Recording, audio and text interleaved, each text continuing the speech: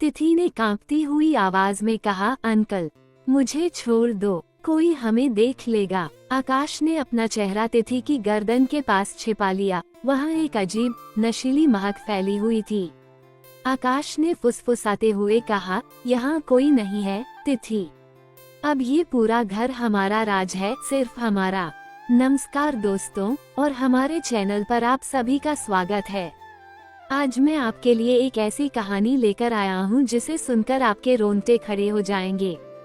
ये सिर्फ एक कहानी नहीं है, ये खून, प्यार और एक गहरे अंधेरे की गाथा है। ये कहानी एक ऐसे परिवार पर आधारित है जिसमें 10 साल की लंबी गैर मौजूदगी के बाद एक रहस्यमय शख्स लौटकर आता है और उसके लौटने के बाद सब कुछ बदल जाता है। आखिर वह कौन सा राज है जो एक अंकल और उनकी भतीजी के रिश्ते के बीच छिपा हुआ है? ये जानने के लिए हमारे साथ बने रहिए और इस खास एपिसोड को आखिर तक सुनिए। अगर आपको ये पसंद आए तो लाइक बटन दबाना न भूलें। चलिए शुरू करते हैं। कहानी की शुरुआत एक बारिश से भीगी शाम से होती है। एक आलीशान पुराने बंगले के सामने एक काली कार आकर रुकी। आकाश गाड़ी से बाहर निकला। वह 34 या 35 साल का था, आंखों पर धूप का चश्मा और बदन पर एक कीमती कोट पहने हुए था। आकाश उस घर का सबसे छोटा बेटा था, वही जो 10 साल पहले किसी अनजान वजह से घर छोड़कर विदेश चला गया था। घर के अंदर खुशी का माहौल था। आकाश के बड़े भाई और भाभी उसके स्वागत में लगे हुए थे। फिर भी भीड़ के बीच एक कोने में चुपचाप खड़ी एक युवती थी।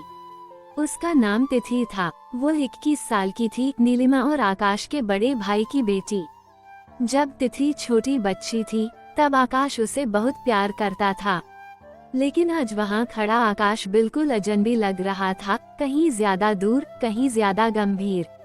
उस रात खाने के बाद आकाश बरामदे में खड़ा सिगरेट पी रहा था। तिथि कॉफी का कप लेकर उसके पास आई। अंकल, ये रही आपकी कॉफी। तिथि की आवाज थोड़ी कांप रही थी। आकाश उसकी तरफ मुड़ा। चांदनी में नहाई हुई तिथि उस शाम बेहद खूबसूरत लग रही थी। उसने सफेद सलवार कमीज पहनी हुई थी और उसके बाल उसकी पीठ पर लहरा रहे थे।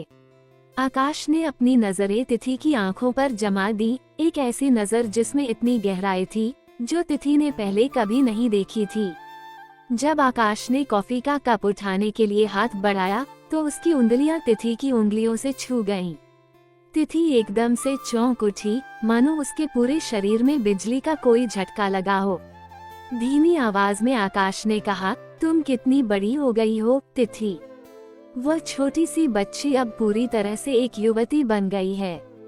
तिथि के पास कहने के लिए कोई शब्द नहीं थे। आकाश की आवाज की भारीपन और उसकी आंखों की भाषा ने उसे एक अजीब, मदहोश कर देने वाले सम्मोहन में डुबो दिया। अगली दोपहर घर खाली था। आकाश लाइब्रेरी में बैठा कुछ पुरानी फाइलें देख रहा था। अपने सफाई के काम करते हुए तिथि उस कमरे में दाखिल हुई। उसकी साड़ी का आंचल धीरे से उसके पीछे जमीन पर लहरा रहा था।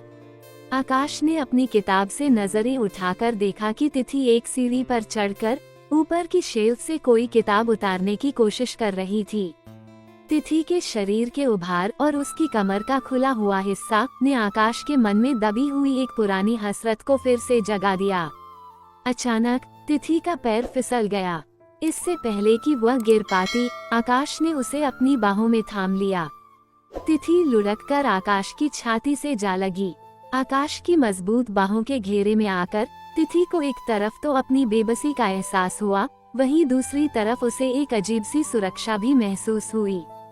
उसके कान के पास झुककर आकाश ने फुसफुसाते हुए कहा, संभल कर तिथि, अगर तुम गिर जाती तो तुम्हें काफी चोट लग सकती थी। तिथि की सांसें गले में ही अटक गईं। वह अपनी छाती से आकाश के दिल की तेज धड़कनों को साफ महसूस कर सकती थी। तब तक आकाश का एक हाथ तिथि की कमर पर और भी कसकर लिपट चुका था।